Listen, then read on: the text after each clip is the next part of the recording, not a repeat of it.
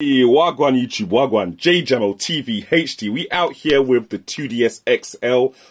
And basically I'm just doing this video because it's come to my realization that, I've had this console for quite a while and I haven't even really done a video reviewing the console itself. Like, I played a lot of games on there, done a bit of gameplay, but I've not actually reviewed the console itself. So thought I'd take the time to just do that quickly, do a little quick review, show you Wagwan with the console 2 months later. So yeah, first of all, I'm going to go into what I feel is important: battery life. With this new 2DS XL, I know Nintendo say you get 3 to 6 hours, but I've been touching 5 hours quite often, more so than 6. But that is still a lot better than the 3 to 3.5 hours that I used to get with the new 3DS.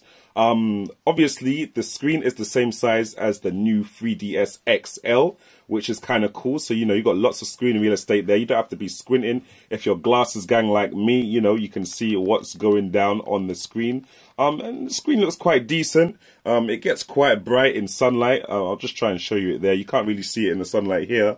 But when you're actually looking at the device itself, you can see it in the sunlight, which is quite cool. Especially because, it's a portable console. Most of the time you're going to be playing it is outside. Obviously, I don't even really need to speak of the game catalog. I mean, you got games like Super Mario Bros. You got Hyrule Warrior Legends. These are just the games that happen to be on the, disc of my Nintendo 2DS XL. You got Ironfall Invasion. I'm going to do another gameplay of that because it's been a while. I think I played this game about 2 years ago and it's been on my 2DS ever since. You got Zelda Link Between Worlds, Metroid, Sonic, Metroid Ball, obviously your Pokemon games, and you got quite a few little small games that you can play, a couple of indies, and you got tons of demos. All these presents are demos that I've recently just downloaded from the Switch store. It's the Switch store, the Nintendo 3DS store itself. So, I'm going to play some of those in a bit. So yeah, game catalog is definitely there.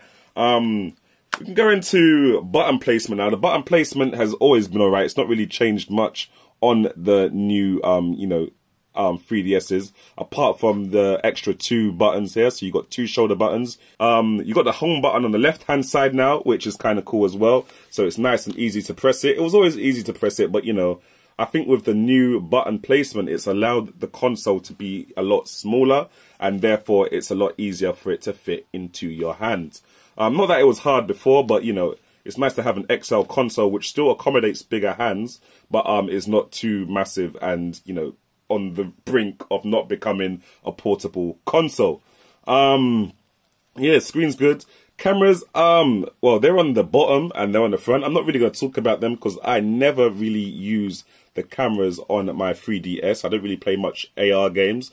But yeah, that's where they are if you really care about them. And they're about the same quality as the ones on the older 3DS models, obviously. Wi-Fi performance is quite decent, as it was on the older models of 3DS. And that's about it. I mean, oh yeah, I can show you the front of it. Obviously, you got your power indicators, Wi-Fi indicator, and charging indicator there. You've got your speakers on the bottom right here. And you've got some more speakers on the bottom right here. So you've got your stereo speakers on the bottom of the console, which means they fire downwards, when you're playing a game. As opposed to, I think, the older 3DS models, which had the speakers built into the screen. So they fired outwards towards you, which makes a lot more sense to me. But, obviously, the screen on this is a lot thinner and I think it's a lot sleeker.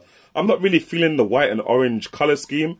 I'm going to look for some cases. I found some clear cases at the moment, but it'd be nice if I can find some colored cases so I can, get a different color scheme going on there. But yeah, it's quite decent. Obviously, your game port, your game card, and your game, what do they call it? Just the game bit that you put your games in. Basically, it's covered up by this little flap, which is kind of cool. It's kind of secretive. Makes it a little bit longer for you to get to your games in the first place, but at least it's, it's protected. There's no, worry about it falling out or anything like that.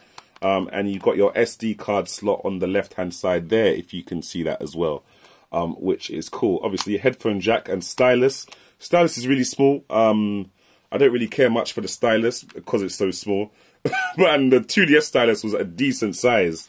So yeah, I'm not sure where they're going with that small stylus in this 2DS XL, but there you go. You got your charging port in the back and your infrared port in the back, and you've got quite a few accessories for it now that it's 2 months later. So one of the accessories I would like to show you is the, you know, charging dock. It's kind of cool. Ever since I've had my Nintendo Switch, I've got used to the docking lifestyle, and you know, that is the same situation with the 3DS. When I wanted to charge it, I just charge it like that, and there you go, boom, we're good. Let me just show you the charging indicator there. Okay, can you guys see that? It's charging. There you go. You got the charging indicator. Take it off. Charging indicator goes off. Put it back on. Charging indicator goes on. So that's cool. Every time I come home, when I'm not playing with my 3DS, I don't have to plug it in. I just go blam. Good to go.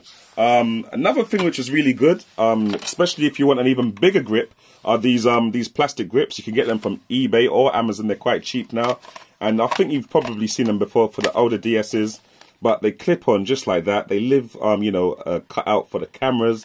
They even have a little kickstand, which is kind of cute. You can have it like that, and I guess you can. I don't think you really watch movies on the 2DS, so you can just, I guess you can just have it like, play it like this kind of thing.